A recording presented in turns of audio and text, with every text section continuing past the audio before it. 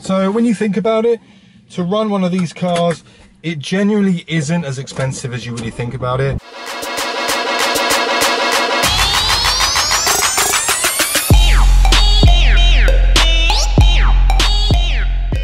What's going on, guys? Welcome back to ABtv. Wow, that is some terrible wind noise, guys. I'm really, really sorry. So we're redoing the intro. What's going on, guys? Welcome back to ABtv and welcome to another video. And in today's video, I'm going to talk to you guys about how much it costs to run the 250 BHP Abarth. So without further ado, let's get cracking.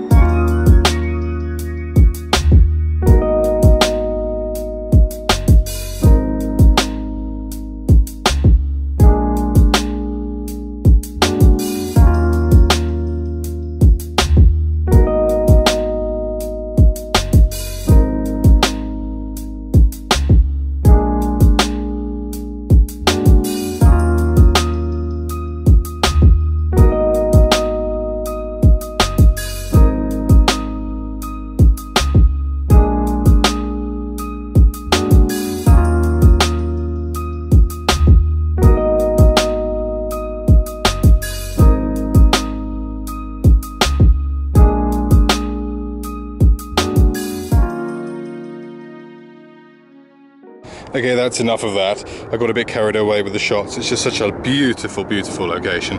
Right, let's jump in the car and let's talk about running costs, guys. Right, okay, guys, so we're inside the car. There's no wind noise here. Much better. So I guess the first thing that we should really touch on is the outright cost for the car. How much does it cost right now to buy yourself a 595 Competizione? And I paid in the ballpark region of around £10,000. Again, depending on which one you go for, you've got so many options. You've got the 135, the 160, Turismo, 695. But let's go with mine. So at the time of me buying this, a 63 plate, 595 Comp, ballpark around 10 grand. So the initial outlay, £10,000. Then obviously you need to insure the car because there's no point buying a car if you can't insure it. So insurance costs me, and again, insurance is going to be different for everybody. I've got an actual insurance video, so if you haven't seen that, have a look. I talk about how much it costs me to insure all of the mods, etc. But just to make it quick and easy for you guys, and we're going to have a nice round number at the end of the video. Insurance for me, again, ballpark, 500 quid. And I've got loads of years no claims, and that's probably why it's come down so much in price.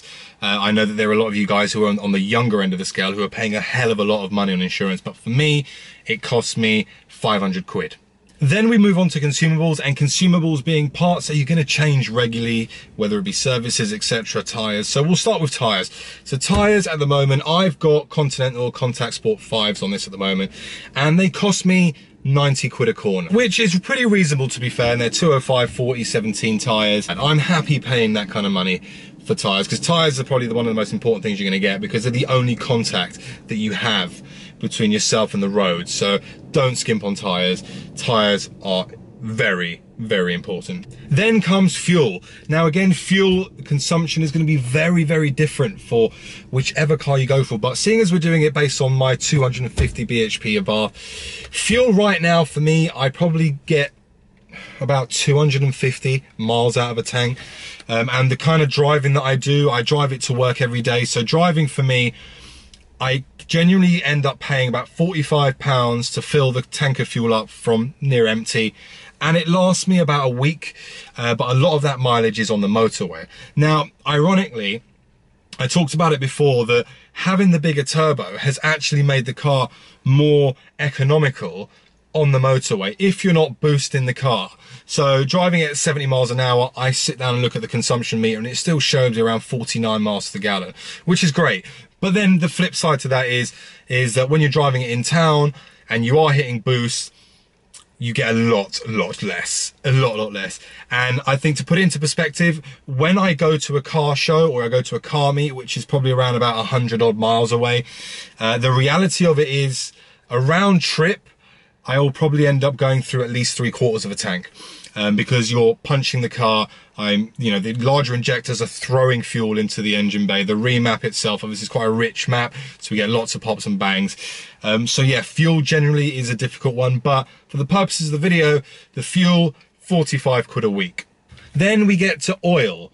And again, oil, depending on which one you go for, I think Abarth recommends Selenia oil. Since doing the turbo conversion on this car, I've moved away from Selenia and I now run Mobile One, fully synthetic in this. So I run Mobile One oil in this. And again, you know, I top it up. I wouldn't say very regular, nothing like a Honda, you know, like a Civic Type R where you're putting oil in it every 4 days, because that's just the kind of engine it is. It burns oil. These cars, Euro 5, lower compression as well. They do drink a bit more oil than the Euro 6s. Granted, for the last month or so, my car was passing oil, so it was drinking a lot more. But really and truly, again, oil consumables, you know, a bottle of Mobile One cost me maybe 40 quid, and I might top a little bit up every couple of weeks. Then we get to servicing. Servicing's an interesting one, and there's numerous discussions across all sorts of forums about Abarth servicing. So I'm going to give you my take on it, and feel free to disagree. Comment below in the comments if you think I'm saying the wrong things or the right things. But let me remember it. So if you have a 135 BHP Abarth, the service intervals are either 1 year or 9,000 miles, whichever comes first. If you then hit a 160 BHP car, so the Turismo or the Comps, the service schedule for that is 6,000 miles. And if you tune a 135 to a 160 version, then the service intervals are again 6,000 miles. So what does that really mean for me in my car? So seeing as my car has now been tuned to 250 horsepower, technically and theoretically, I should be servicing this car probably every 4,000 miles. And the reality of it is I probably wouldn't. I think 5,000 miles is about a decent ballpark, and that's kind of where I'm going to go with it. So for me personally, I would feel more comfortable with, you know, two oil changes a year. So for me, running this car, I would probably do 2 oil changes a year, because 9,000 pretty much close to 10,000. And based on the power now, I think it's just better just to change the filters out, keep it running as it should, because it is a high power car now. It's not designed to run this kind of power, so you do need to take extra care with these cars. A general oil filter minor service will probably cost you around about 120 quid, and if you go for the major one, which is obviously brake fluids and all the other good stuff, you're paying about 280 quid. So then the other one on the consumables list is brakes, brake pads and brake discs. So again, when I first bought this car, I didn't have Brembo brakes. I had the standard pads and standard discs. Standard pads were about 60 quid, and standard discs, I think you pay around 150, I think. Now this car is running Brembo brakes, and granted they're off of an Alfa Giulietta, but they are still running Brembos, and Brembo pads would cost you about £80. And if you need new discs, that's where it starts to get a lot more steep. They probably cost you about 400 quid. So yeah, so not cheap. Discs, definitely not cheap. So utilize that engine brake and save your discs and pads. And the final one on the list is tax. Tax on this car costs £190 for the year, which when you think about it, really isn't that bad, particularly now that the car is tuned to 250 horsepower. You've got other cars, you know, I've owned cars before where you've paid 500 quid a year to run. I'm very comfortable paying 190 quid for the year in this car. It really isn't that much. Again, if you space it out between, if you go 6 months, I think you pay 120, so it's probably worth going for the year in one hit. But again, 190 to run 250 horsepower really isn't that bad. And again, that would still be 190 depending on whether it's the 160 comp. That doesn't change. So when you think about it, to run one of these cars, it genuinely isn't as expensive as you really think about it. If you think of the power to weight ratio that you get with these cars, for me, it's worth the money. I really do think it's worth the money. You know, these cars, you know, first, second and third gear right now, this at 250 horsepower is keeping up with a lot of things. But I think that's us done now. So let's start making our way out of here and let's head home.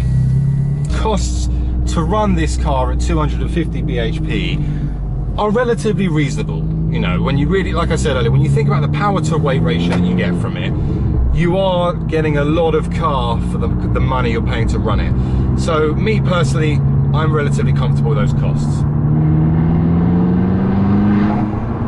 And it sounds amazing. I mean, I don't need to tell you that. You guys know that. You hear it all the time.